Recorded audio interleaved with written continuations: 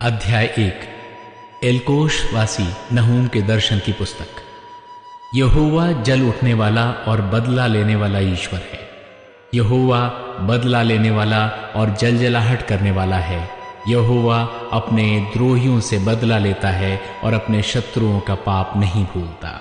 यहोवा विलंब से क्रोध करने वाला और बड़ा शक्तिमान है। वो दोषी को किसी प्रकार निर्दोष न ठहराएगा। यहोवा बवंडर और आंधी में होकर चलता है और बादल उसके पांवों की धूल हैं। उसके घुड़कने से महानद सूख जाते हैं और समुद्र भी निर्जल हो जाता है। बाशान और कमरेल कुम्हलाते और लबानोन की हरियाली जाती रहती है। उसके स्पर्श से पहाड़ कांप उठते हैं और पहाड़ियां गल जाती हैं। उसके प्रताप से पृथ्वी वरन सारा संसार अपने सब रहने वालों समेत थरथरा उठता है। उसके क्रोध का सामना कौन कर सकता है?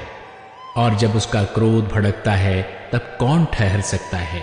उसकी जलजलाहट आग के समान भड़क जाती है और चट्टानें उसकी शक्ति से फट फट कर गिरती हैं। यहोवा भला है, संकट के दिन में वह दृढ़ गढ़ ठहरता है और अपने शरणागतों की सुधि रखता है।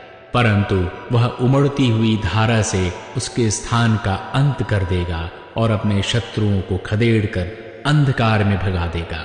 तुम यहोवा के विरुद्ध क्या कल्पना कर रहे हो? वो तुम्हारा अंत कर देगा।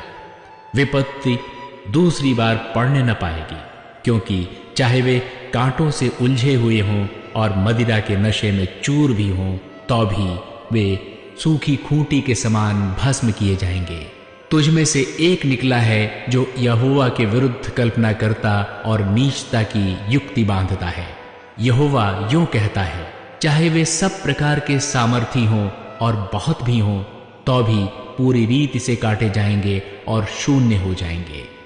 मैंने तुझे दुख दिया है, परंतु फिर न दूंगा, क्योंकि अब मैं उसका जुआ तेरी गर्दन पर से उतार कर तोड़ डालूंगा और तेरा बंधन फाड़ डालूंगा। यहोवा ने तेरे विषय में ये आज्ञा दी है, आगे को तेरा वंश न चले। मैं तेरे देवालयों में से ढली और गढ़ी हुई मूर्तों को काट डालूंगा। मैं तेरे लिए कब्र खोदूंगा, क्योंकि तू नीच है। देखो, पहाड़ों पर शुभ समाचार का सुनाने वाला और शांति का प्रचार करने वाला आ रहा है।